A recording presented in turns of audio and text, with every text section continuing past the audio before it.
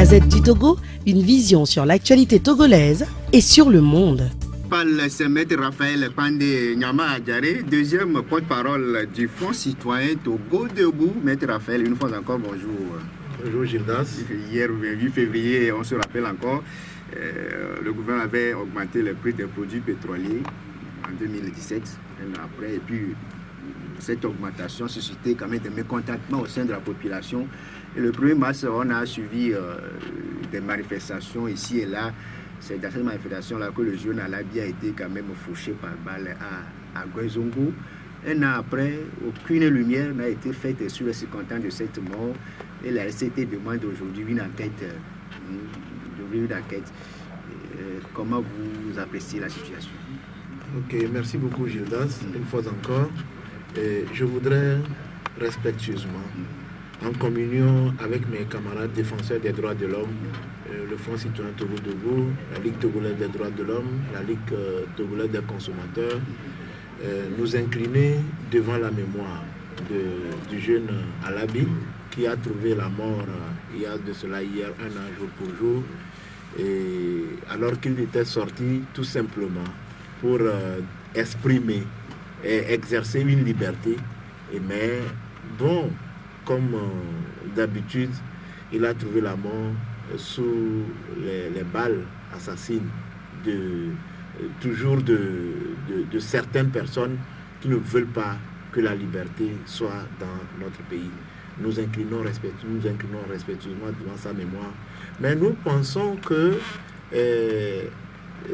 il est tombé et que à l'époque, ce que les populations étaient sorties spontanément pour revendiquer n'a pas été satisfait, mais c'était une bataille aussi et qui fait partie de toute la lutte que les Togolais, affamés pendant des décennies, ont commencé et qui continuent par lutter pour que la bonne gouvernance et le fait d'écouter les citoyens, de tenir compte aussi des aspirations du peuple puisse être pris en compte.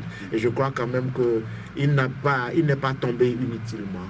Et aujourd'hui, si la Ligue togolaise des droits des consommateurs, à travers la voix de son président, M. Emmanuel Sogadji, qui fait un travail très appréciable sur le terrain, demande qu'une enquête soit ouverte, je crois que ce n'est que justice.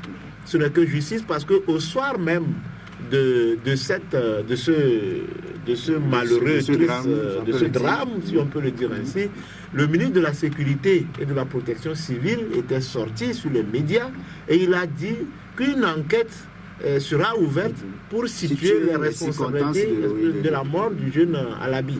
Mais un an jour pour jour, nous le disions et nous avons l'habitude de dire que le gouvernement togolais est coutumier de l'ouverture des enquêtes et de ne plus les clôturer. On ouvre les enquêtes, on a ouvert plusieurs enquêtes dans plusieurs dossiers, mais on n'a jamais clôturé ces enquêtes. Et je crois quand même qu'il ne faut pas quand même que les membres du gouvernement... Il y a quand même des choses qui se font peut-être à votre insu. Peut-être que bon, ils ont mis les enquêtes pour situer responsabilité, mais ils n'ont pas mis ça au grand jour. Gildas, le ministre de la Sécurité est venu sur les médias pour dire j'ouvre une enquête. Donc il devait encore revenir sur les médias, parallélisme des formes obligeant, revenir pour dire mais voilà, nous avons ouvert les enquêtes, voici le résultat de nos enquêtes. Et je pense que en tant que ministre de la Sécurité, lorsque l'enquête est ouverte, vraiment une vraie enquête indépendante, je suis sûr qu'ils vont trouver celui qui a tiré sur le jeune Alabi ce jour-là. Parce que l'armée ou bien le système sécuritaire togolais n'est pas n'importe quel système. Et quand les munitions sortent, il y a le traçage, il y a une possibilité de retracer qui et à quel moment cette arme a été utilisée et à quel moment cette munition a été utilisée. Et donc s'ils ouvrent vraiment l'enquête, ils peuvent situer les responsabilités. Mais malheureusement, ce n'est pas fait.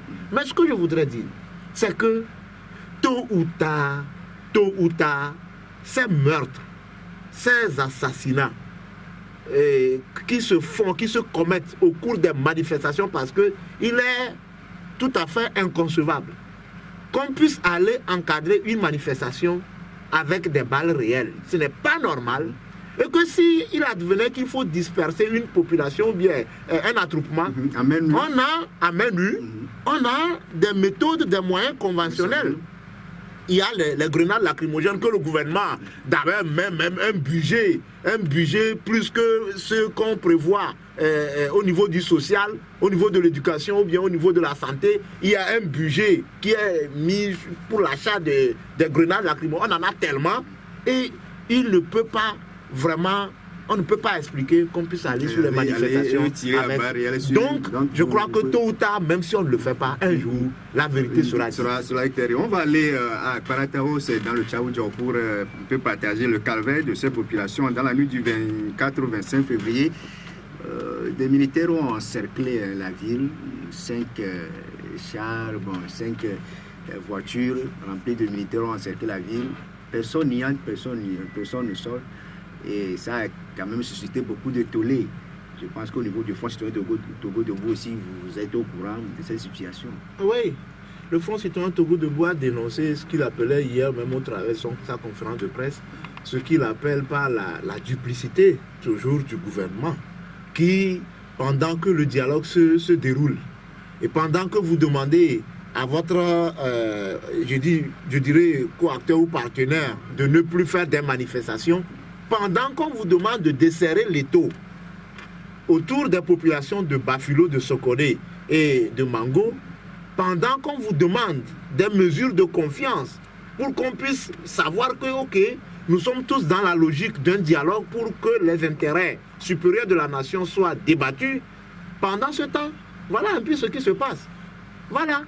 Au fait, ça traduit tout simplement la désinvolture et, je pèse bien le mot, le grand mépris, le véritable mépris que ce gouvernement, ou bien que certaines personnes au sein des forces armées togolaises ont pour cette population. Qu'est-ce qui peut justifier cela? Qu'est-ce qui peut justifier? Je pense que le ministre de la Sécurité puisse nous dire, ou bien que quelqu'un du gouvernement puisse nous dire, qu'est-ce qui a justifié qu'on sorte encore des militaires, qu'on encercle une ville ou bien un quartier et qu'on interdise à des gens d'y rentrer, d'y sortir. Qu'est-ce qui peut justifier ça? Je crois qu'il faut qu'on communique. Parce que nous sommes finalement sur la réaction. Il faut qu'on communique. Parce que nous ne sommes pas en état de guerre. Nous ne sommes pas en état d'urgence ni en état de siège pour qu'on restreigne des libertés. À ce que je sache, on n'a pas décrété un couvre-feu à Sokone. Donc, si on doit restreindre les libertés, la loi dit qu'il y a des... Quand nous lisons l'article 14 de la Constitution togolaise, la restriction des libertés est bien prévue. Ce n'est que par la loi ou bien pour la protection de l'ordre public, de la morale et de la santé publique, des libertés et droits fondamentaux d'autrui. Ce n'est que par ces moments-là qu'on peut restreindre. Mais faire comme cela se passe à Parata ou bien à Sokone, moi je crois tout simplement que c'est du mépris. Quand même qui rassure. Ce n'est pas normal. Ce n'est pas normal. Ça ne donne pas. Ça ne donne. C'est le village natal du PNP, tout le monde le sait. À Tchadam. Donc, alors qu'on demande à ce que la situation soit normalisée pour que le dialogue puisse continuer, ces actes-là ne favorisent pas quand même un bon climat pour le dialogue. Il n'y a pas un bon climat pour le dialogue. Tous ces aspects-là ont été relevés dans le rapport d'Amnesty International 2017-2018. Et notre pays a été épinglé sur beaucoup de plans, de la fermeture des médias, le City FM, de la répression des manifestations, de la coupure d'Internet. En bref, Amnesty International nous a déculottés dans son rapport. Vous savez, c'est Amnesty International qui l'a dit, et c'est une institution ou bien une organisation, une ONG de défense des droits de l'homme que je félicite en tant que défenseur parce que c'est une organisation qui fait un travail de terrain. Et quand vous appelez le directeur d'Amnesty International, M. Aimé Adi, qui est au Togo, tantôt vous l'entendez, il répond de Kara, de Mandouri, etc. Donc il faut un travail sérieux de terrain. Et ils produisent des rapports. Vous savez, tout simplement pour dire que on ne pouvait pas féliciter le Togo pour avoir fait des progrès en matière de droits de l'homme par rapport à ce que nous avons assisté ces derniers temps où des gens sortent pour manifester et ils perdent leur vie. On les arrête, on les tabasse, et on les embrigade, on les envoie derrière le barreau, et avec tout ce que nous avons subi. Non, sans jugement. Donc, vous savez, ça ne peut être pas, on ne peut pas dresser un tableau reluisant de la situation des droits de l'homme au Togo. Et je crois que Amnesty International n'a fait que dire ce qu'il a rencontré sur le terrain. Donc c'est un rapport fiable. Je ne peux pas qualifier le rapport d'Amnesty International, mais sachant comment cette organisation d'envergure internationale procède, travaille et publie des rapports annuels, des rapports circonstanciés, je crois quand même que Amnesty International ne peut pas dire quelque chose qui n'a pas vécu. Et donc, je crois que les recommandations ont été faites. Ça veut dire que nous devons quand même corriger tous ces aspects-là. C'est au gouvernement de faire. C'est au gouvernement qu'il revient en premier lieu de prendre toutes les dispositions pour à protéger les droits humains. Quand vous prenez l'article 13 de notre Constitution, c'est tout à fait normalement clair. L'État a l'obligation de prendre toutes les dispositions pour protéger la vie, la liberté des citoyens sur toute l'étendue du territoire national. Et donc, il revient au gouvernement de respecter les recommandations que Amnesty International a faites dans son rapport pour que, de temps en temps, Amnesty International a parlé de l'usage disproportionné de la force. On a assisté à l'usage disproportionné de la force, où les gens vont pour manifester et on tire sur eux à bout portant. Donc je crois que le gouvernement va quand même lire ce rapport et prendre des décisions nous pensons, et quand Amnesty International est sorti, le gouvernement n'a pas trouvé à dire. Mais quand Rejade, une association a publié son rapport, le gouvernement est sorti pour dire que non, que c'est des mensonges. Une réaction du ministre Gilbert Bawara qui même ne se retrouve même pas dans ce rapport. Oui, il ne peut jamais se retrouver dans ce rapport. Il ne peut jamais se retrouver dans ce rapport. C'est vraiment regrettable. Que certains, excuse-moi Gildas, il faut que je le dise. Non, s'il te plaît. Non, je vais le dire. Il faut que je le dise. C'est tellement regrettable qu'ils sortent pour dire qu'ils ne se retrouvent pas dans ce rapport. Si le ministre Gilbert Bawara peut nous dire que s'il n'y a pas eu de morts au Togo... Il y a des lacunes dans ce rapport. Non, mais il n'a qu'à dire de quelles lacunes il s'agit. Est-ce qu'il y a eu des morts, oui ou non, au Togo? Est-ce que le gouvernement a utilisé de manière disproportionnée de la force, oui ou non? Qu'on réponde point par point. Parce que ce qui fait mal, c'est que ces gens, eux, ils ont la sécurité autour d'eux. À leur lieu de service, sur leur lieu de déplacement, autour de leur maison, ils ont de la sécurité, mais les citoyens togolais sont là, et puisque les citoyens togolais n'ont pas de la sécurité, ces gens qui ont vraiment la sécurité autour d'eux pensent qu'en réalité, il faut brimer le droit des autres citoyens. Et je crois quand même que c'est regrettable qu'on puisse agir ainsi. On va évoquer, M. Raphaël Pandiadjaré, ce colloque qui s'ouvre ce matin à l'auditorium de Lomé pour 2 jours. C'est un colloque qui est organisé par les humanités sociales du Togo en collaboration avec l'équipe de recherche biotique et éthique des sciences et des technologies du département de philosophie de l'Université de Lomé. Un colloque international interdisciplinaire, vous le nommez d'ailleurs, sur le thème crise du pouvoir politique et développement de l'Afrique. Oui, je pense que le débat est vraiment d'actualité. Oui, je salue vraiment l'arrivée ou l'organisation, les organisateurs de ce colloque et les UST. Et je crois qu'ils sont membres même du Front Citoyen Togo Debout. Nous avons le responsable Raymond de GC, qui est une association qui est membre du Front Citoyen Togo Debout, M. Foulikou Roger, qui est vraiment impliqué dans l'organisation de ce colloque. Et je crois que c'est un colloque qui vient à point nommé pour parler de la crise du pouvoir et du développement de l'Afrique. C'est-à-dire qu'aujourd'hui, en Afrique, c'est vrai dans le monde, mais en Afrique particulièrement, lorsque vous prenez les pays africains un à un, vous allez penser quand même vous allez voir qu'il y a une crise politique. Il y a une crise politique dont les conséquences sont observées au niveau même du développement. Donc, je crois que c'est un colloque qui vient à point nommé. Et au Togo, actuellement, nous traversons une crise. Et cette crise est éminemment politique, parce qu'il s'agit vraiment d'une question de la gestion des affaires de la cité. Et donc, c'est un colloque qui s'ouvre aujourd'hui et qui finit demain. Et qui a pour objectif de voir en quoi on peut établir un lien entre l'État, la souveraineté et le développement en Afrique, et entre la citoyenneté, la démocratie et la bonne gouvernance, le développement, le progrès économique et social, mais aussi, et beaucoup plus surtout, le rôle des intellectuels en Afrique et le développement.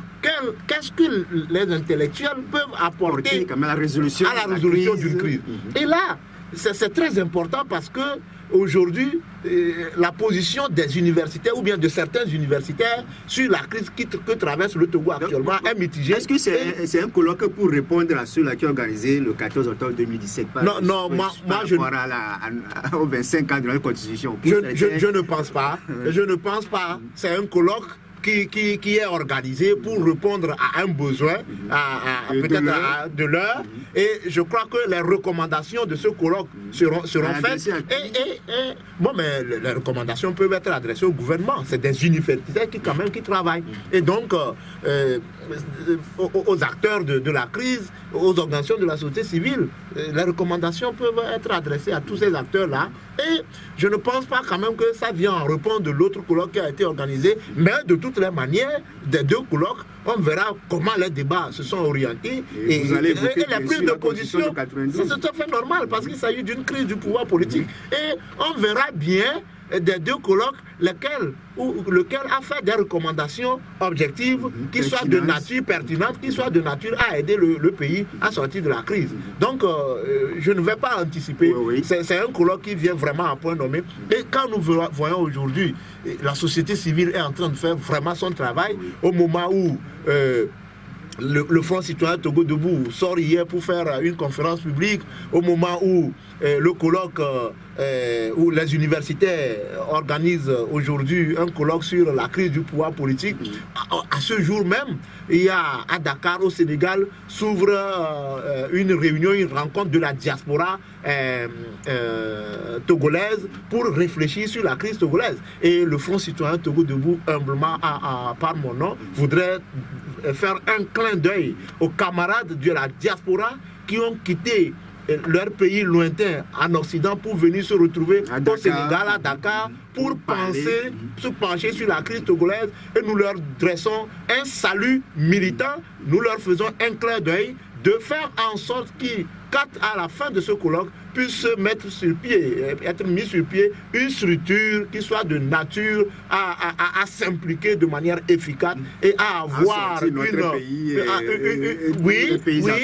diaspora beaucoup plus soudée et qui parle d'une même voix et qui appuie des pays de l'outre-mer ses concitoyens qui sont sur le terrain. Donc ce colloque, c'est ce matin, les terrains de l'université de Lomé, on va quand même revenir largement dans la journée. Pour sortir le Togo aussi, les politiques aussi font quand même de ce qu'ils pouvaient. Le 19 février, là, le dialogue qui a ouvert ses portes, on a eu quand même le 23. Mais avant que ce dialogue ne s'ouvre, le Front citoyen de Togo Debout a quand même lancé quelques messages à tous les acteurs pour dire que cette fois-ci, il faut que les choses soient quand même bien faites. 2 jours de discussion au niveau de Front citoyen de Togo Debout. Est-ce que vous êtes content des discussions qui ont eu lieu pendant les 2 jours? Bien. Je pense que c'est un processus. Et le Front citoyen Togo Debout suit de près comme tout citoyen togolais. Et je crois qu'aujourd'hui, tous les citoyens, tous les Togolais suivent de près ce processus, ce dialogue qui est ouvert et que nous avons même voulu de tous nos voeux.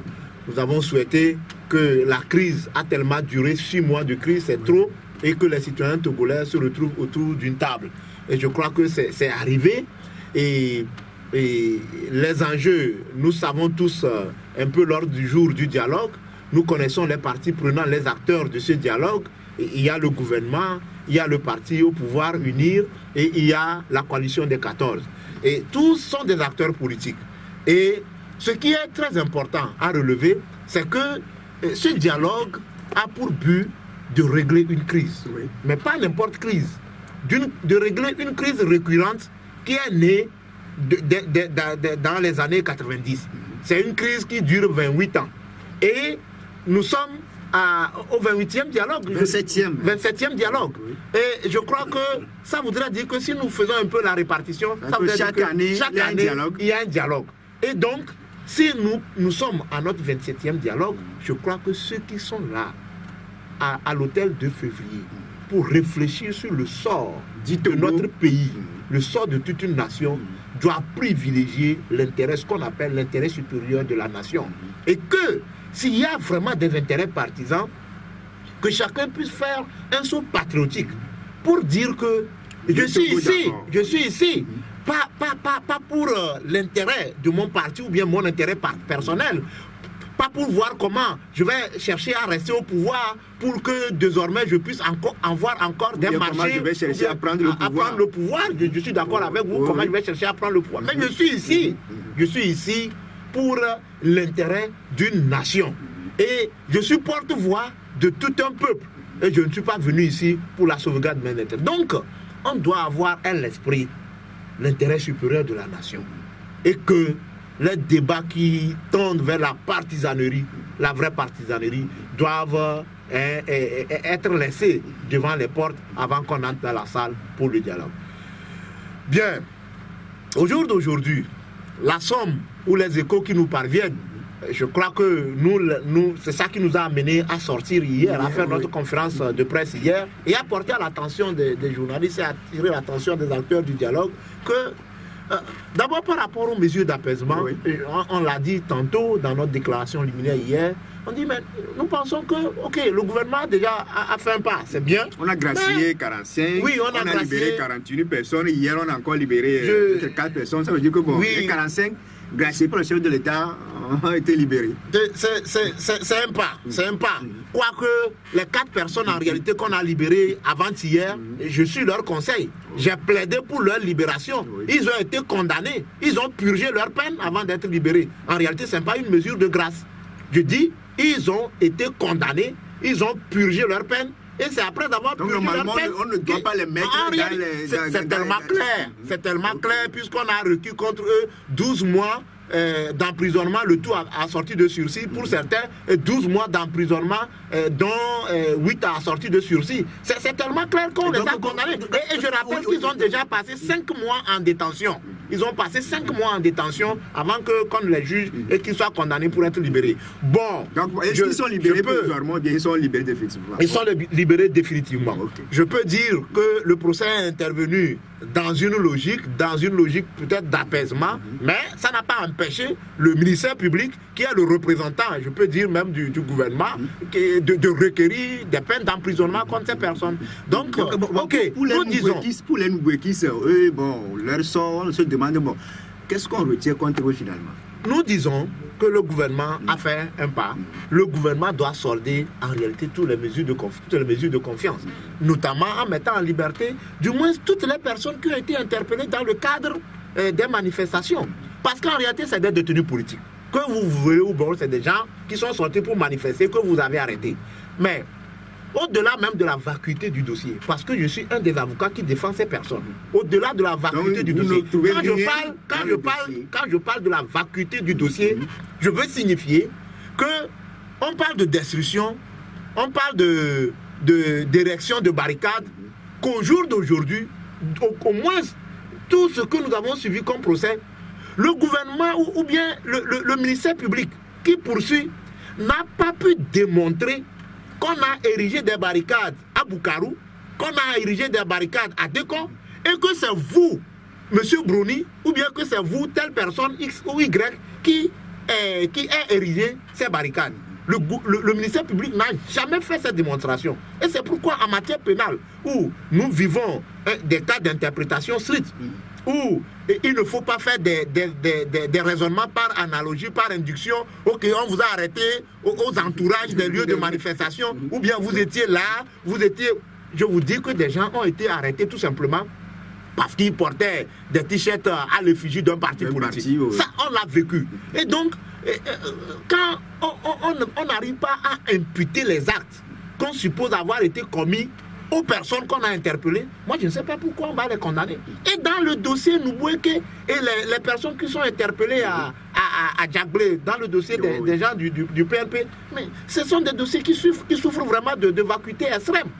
Maintenant, au-delà de ce que le gouvernement dit que c'est des procédures criminelles que nous contestons, mais je pense qu'en somme, il faut un règlement politique.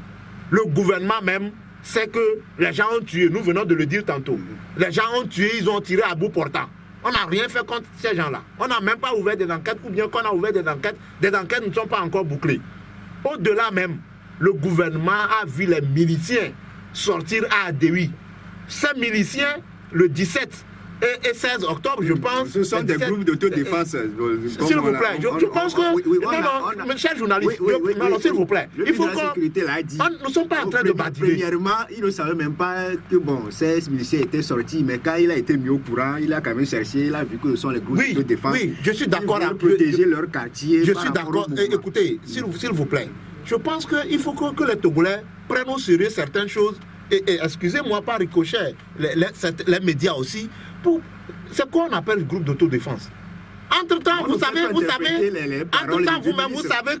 qu'il y a eu une lettre du ministère de l'administration territoriale et son collègue de la sécurité qui ont démenti même qu'il y a des gens qui soient sortis.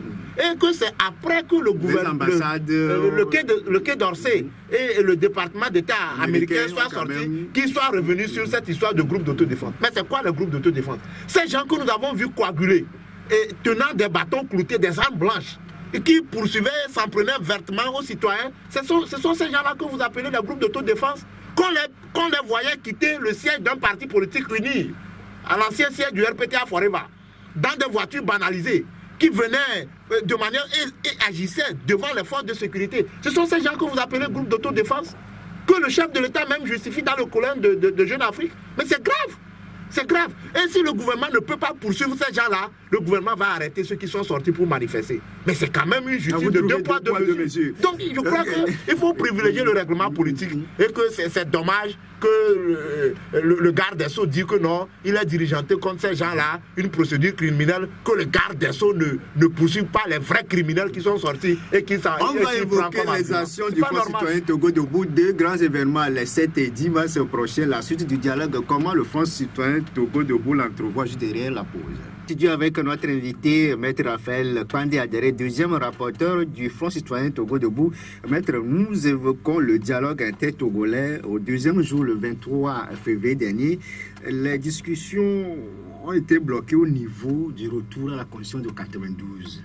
Pour certains, c'est une constitution haineuse, clanique, qui renferme beaucoup d'irrégularités. Pour d'autres, c'est une constitution quand même qui a été publicitée par le pouvoir. Il faut la rétablir avec toutes ses conséquences. Vous, en tant que juriste, d'abord, le retour à la constitution de 92, est-ce possible? Vous savez, je crois que c'est une question à laquelle le Front citoyen Togo Debout a déjà apporté la réponse. Et ce que moi je cherche aujourd'hui, je veux vraiment un débat contradictoire. Je veux avoir en face de moi, sur un plateau, ceux qui pensent qu'on ne peut pas retourner à la Constitution de 92 pour qu'on fasse un débat contradictoire. Il faut qu'on soit là, parce qu'il ne faut pas que... Avec des démonstrations. Voilà, des démonstrations. Il ne faut pas que chacun reste dans son bureau et il dise non, voilà. Il faut des débats contradictoires. Justement, c'est ça. Et au fait... je crois que nous avons tous écouté le professeur Oulou ce matin. Oui, il a été clair. Mais c'est une loi. Toute loi peut être modifiée. Ça voudrait dire que si on n'avait pas adopté la Constitution en 92 et que c'était en 2002 qu'on a adopté la Constitution, ça voudrait dire qu'on ne pouvait pas modifier la Constitution. Non, mais je crois quand même que on va s'élever quand même, on va élever un peu le débat. Pour dire que, en fait, les fondements qui étaient contenus dans la Constitution de 1992 sont clairs. L'âme de la Constitution de 92, c'était d'asseoir l'alternance. Et je crois que aujourd'hui, nul ne peut exercer plus de 2 mandats, mais quand vous avez suivi, j'ai suivi le prélat, Monseigneur Amouzou Diakpa. Oui, c'est vrai, Monseigneur Podjo, lui. Il avait dit quelques jours avant le dialogue. Monseigneur Amouzou Diakpa a été interviewé lors de l'ouverture du dialogue. Oui. Vous avez entendu ce qu'il a dit? Vous savez, c'est-à-dire que il y a des gens, quand ils parlent, je crois que c'est vrai, on ne peut pas prendre ce qu'ils disent comme parole d'évangile, mais ils n'ouvrent pas la bouche pour dire n'importe quoi. Les évêques sont sortis. Entre-temps, Monseigneur Fanoko Bodjo. est sorti. Et la dernière fois, ce que Monseigneur Amouzou Diakpa a dit, c'était vraiment d'une révérence respectueuse. Il a dit, la crise aujourd'hui, pour trouver une résolution à la crise d'aujourd'hui définitive, il faut retourner aux sources. C'est le mot de Monseigneur Amouzou Diakpa. Il faut retourner aux sources. Et les sources, c'est la Constitution. Et il dit que si on a dit cela en 1992, c'est pour éviter ce qui arrive aujourd'hui. Vous voyez un peu ce que le prélat dit. Avait quand même rédigé la Constitution à ce temps. C'est des gens qui prévoyaient, c'est des gens qui sont gouvernés, c'est prévoir. Et il ajoute, on a dit que plus personne ne va faire plus de 2 mandats. Mais il a tout dit, il a tout résumé. C'est-à-dire que c'est tellement respectable ce qu'il a dit. Parce que les Togolais se sont fait un testament. Le testament, c'est ce que les Togolais se sont donnés en 92.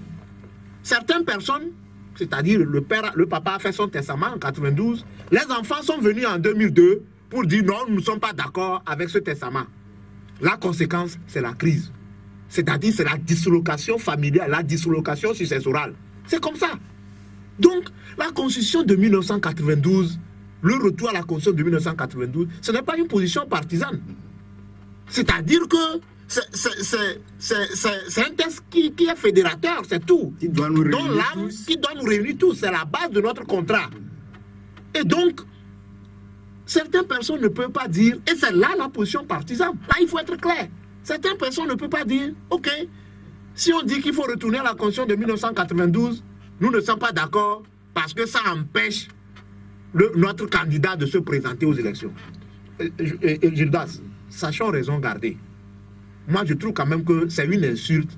C'est tellement révoltant que qu'on aille à l'hôtel de février, supposé cadre pour débattre des intérêts supérieurs de la nation, et que la candidature d'un citoyen puisse être invitée à l'hôtel de février. Selon vous, la Constitution sera personnalisée si on veut la dévier sur ce chemin-là. Mais ceux qui font le débat sur la personnalisation de la Constitution, mais ça a commencé en 2002. Et c'est à partir de ce moment que nous avons commencé, c'est tout. On a enlevé à la Constitution de 1992 son âme. Cette Constitution, en réalité, n'existe pas. Il faut lui retourner cette âme. Devant situation, moi, je crois que c'est ça. Oui, ce qu'il faut faire aujourd'hui, parce que le dialogue est bloqué à ce niveau-là, pour moi, camper sur sa position. Pour moi, le dialogue n'est pas bloqué. Le facilitateur a suspendu. Il a tâté le pouls pour voir un peu la position des uns des autres. Le dialogue est suspendu, il n'est pas bloqué. Non, le dialogue ne peut pas être bloqué.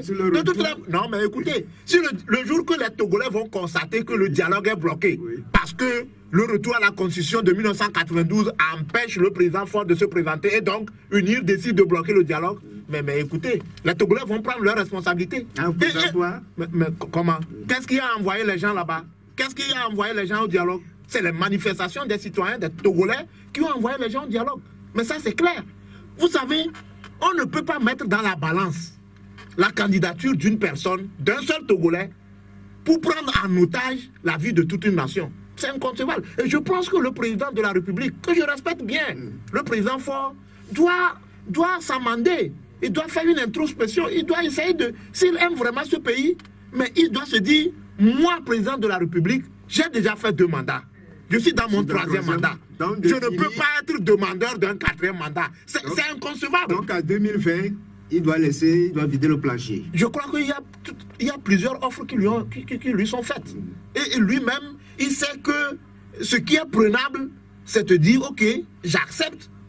Si vous convenez avec moi, parce qu'aujourd'hui, il y a 2 positions extrêmes. Et je crois qu'il faut couper la poire en 2.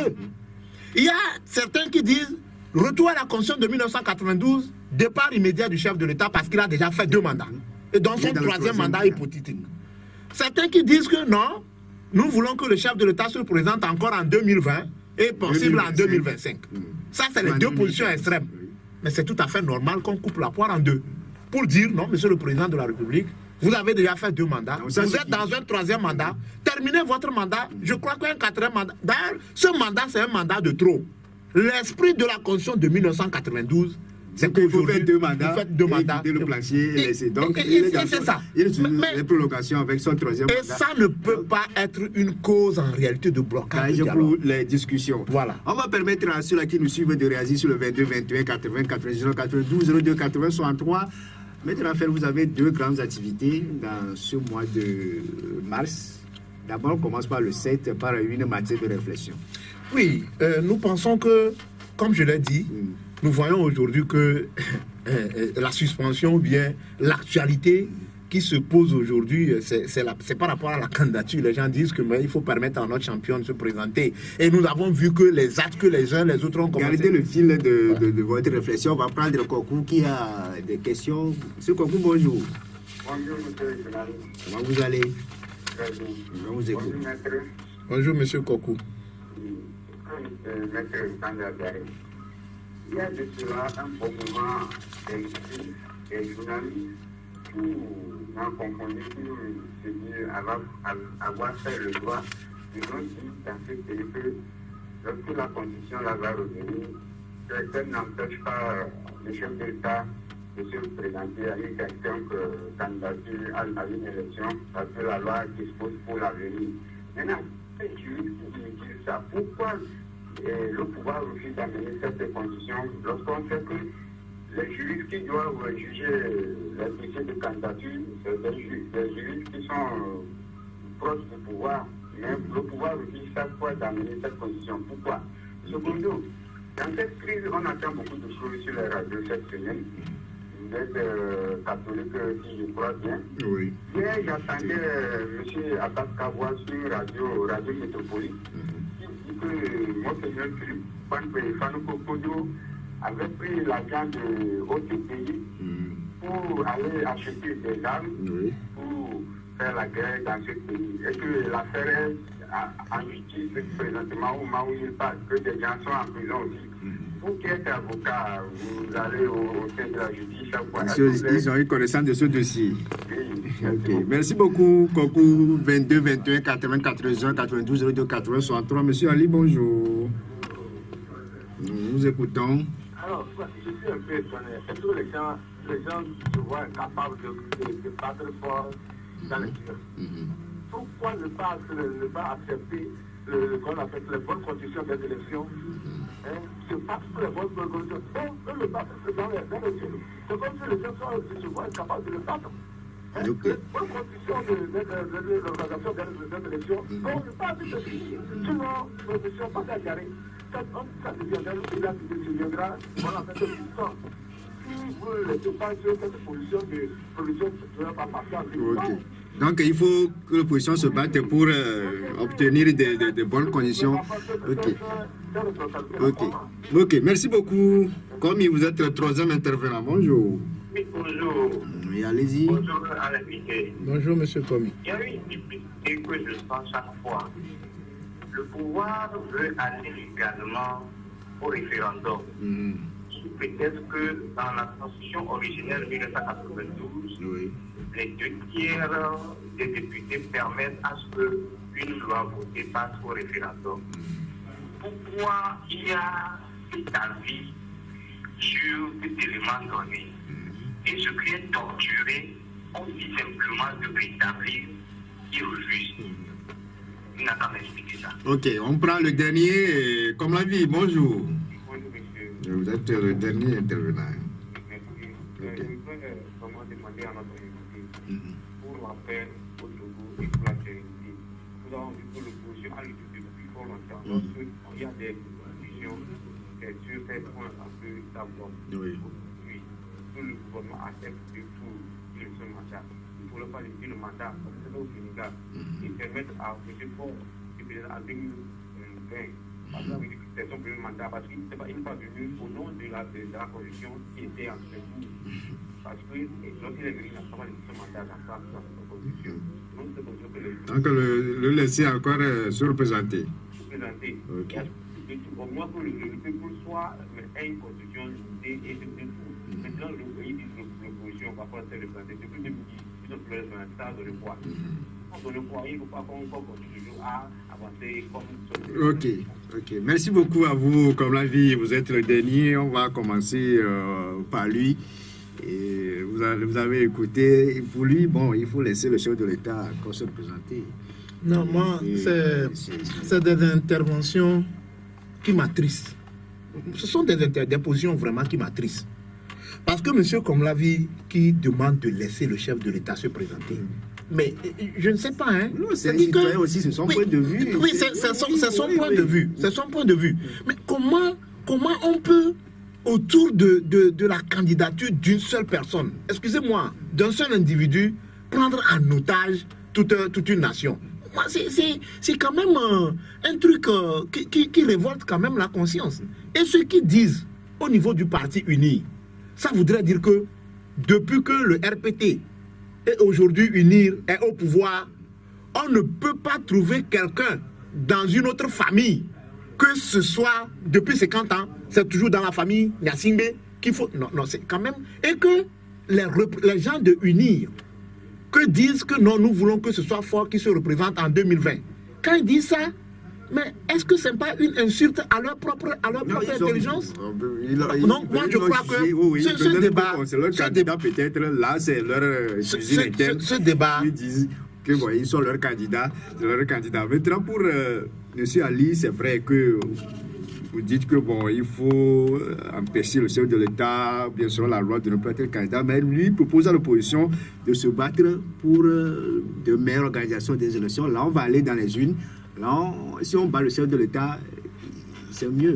Monsieur Ali sait que personne n'appelle des urnes au Togo. Enfin, je n'ai pas une fois demandé le suffrage du peuple, mais il sait que personne n'a peur du peuple, des urnes. Mais le problème des urnes, c'est que lorsqu'on va dans les urnes, il y a toujours des violences. C'est ça, au fait, le problème. Je voudrais faire ce raisonnement. Personne ne veut que notre pays devienne connaître des lendemains sombres. C'est pourquoi il faut jouer à la prévention. Est-ce que monsieur Ali pense que le président Faure va organiser les élections et accepter les perdre dans les conditions actuelles? Si le Togo, représenté par le président Faure, a refusé de signer le protocole au Ghana en 2015 pour limiter les mandats, ça voudrait dire qu'il a en tête quoi? Ça voudrait dire qu'il a en tête d'asseoir un mandat illimité. Il n'est pas le seul. S'il te plaît, laisse-moi aller au bout de mon raisonnement. C'est vrai que nous ne sommes pris par le temps. Si les députés RPT unis ont introduit un amendement pour dire que la limitation du mandat ne s'applique pas au mandat en cours et au mandat déjà, ça voudrait dire quoi? Ça voudrait dire qu'ils veulent asseoir un pouvoir illimité. Après le 19, les manifestations du 19, lorsque vous voyez le président aller dans les marchés pour acheter du pain, aller inaugurer les forages, aller dans les hôpitaux pour assister, à remettre un drapeau entre les mains d'un petit patient à des fins purement propagandistes, vous pensez que cette personne a l'intention de quitter cette population? C'est tout. Après 10 ans, il est au sein de la population. Je vous comprends. Mais après 10 ans, lorsque la population va se soulever, c'est après 10 ans que le mandat social a commencé après les manifestations du 19 août. Non, s'il vous plaît. Je pense qu'il faut jouer à la prévention. À la limite, si on pense que le président doit se représenter en 2020, moi je ne pense pas que ce soit les institutions togolaises qui doivent organiser les élections. Il faut que les élections soient organisées par les Nations Unies. Comme cela s'est fait en 58. Ça, c'est le moindre qu'on puisse dire. Donc moi, je crois que c'est pour éviter vraiment un bain de sang. Le président actuel, s'il organise les élections, il n'est pas prêt à partir. Et c'est pour éviter cela qu'on dit que non, il faut limiter le mandat. Il parle de référendum en 92, mais aujourd'hui, il parle des 2 tiers des députés pour passer le test. Mais je crois qu'aujourd'hui, la configuration actuelle même du Parlement, même uni, n'a pas ce quota-là. Oui, le référendum aujourd'hui, je crois que les réformes, on parle de réformes institutionnelles et constitutionnelles. Le référendum aura pour but seulement de faire les réformes sur le plan constitutionnel. Maintenant, sur le plan institutionnel, là, on va aller au référendum. Je ne comprends pas, hein. Parce que au même moment où on parle de réforme institutionnelle et constitutionnelle, il y a la CENI qui travaille, il y a la Cour constitutionnelle qui est là, et le référendum, c'est une élection. Il y aura la CENI, il y aura la HAC, il y aura le fichier électoral, il y aura la Cour constitutionnelle. Maintenant, est-ce que ces institutions qui sont impliquées dans l'organisation des élections-là, est-ce qu'ils ont suivi des réformes? Donc, je ne pense pas quand même que... C'est pas évident. C'est pas évident. Il faut qu'on enlève cela de notre tête. Parce qu'on parle de réforme constitutionnelle et institutionnelle. C'est pour cela qu'il faut mettre sur pied un gouvernement de transition. Même si on a un accord, Togo debout, même si on a un accord pour le retour à la Constitution de 1992, il faut asseoir un gouvernement de transition, un gouvernement de mission qui ait pour objectif d'assainir le cadre électoral, le fichier électoral, la CENI, la Cour constitutionnelle, la HAC, les institutions qui sont impliquées dans les élections. C'est tellement simple. Est-ce que vous l'aurez écouté, M. Abbas Kabo, président du MRC, qui parlait que bon, Monseigneur Kodjo avait pris de l'argent de l'OCDI pour des coups d'État, selon l'auditeur. Je ne sais pas si vous... Non, vous savez, je vais commencer d'abord par moi-même.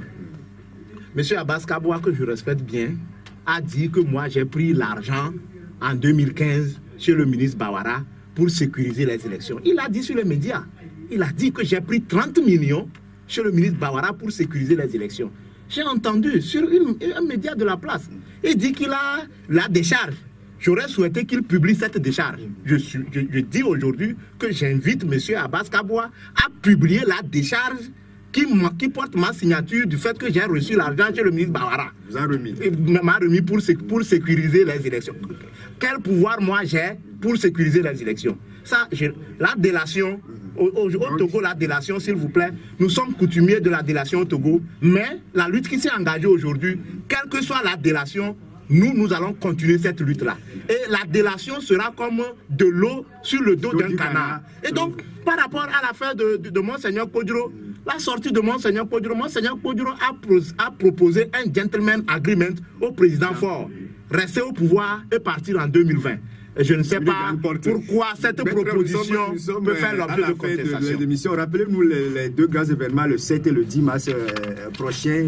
Oui, le 7 mars, nous avons à la Maison de la Santé une matinée de réflexion citoyenne sur la problématique de la candidature du président Faure Gnassingbé, parce que c'est d'actualité. Et le 10 mars, nous avons un meeting populaire pour situer les responsabilités sur le blocage du dialogue et exhorter les populations à rester plus que vigilants pour l'avènement de l'alternance tant souhaité par les Togolais. Je vous remercie, je remercie tous les auditeurs.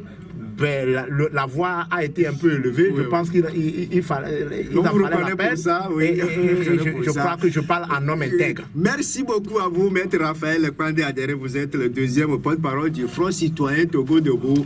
Merci d'être passé dans cette émission. Merci à Lansou Romier.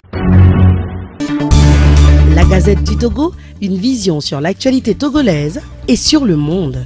Rejoignez-nous sur le www.lagazettedutogo.com ou sur nos comptes Facebook, Twitter et YouTube. Pour tout contact, écrivez à contact@lagazettedutogo.com ou appelez le 92 80 88 53. La Gazette du Togo, c'est l'information en continu.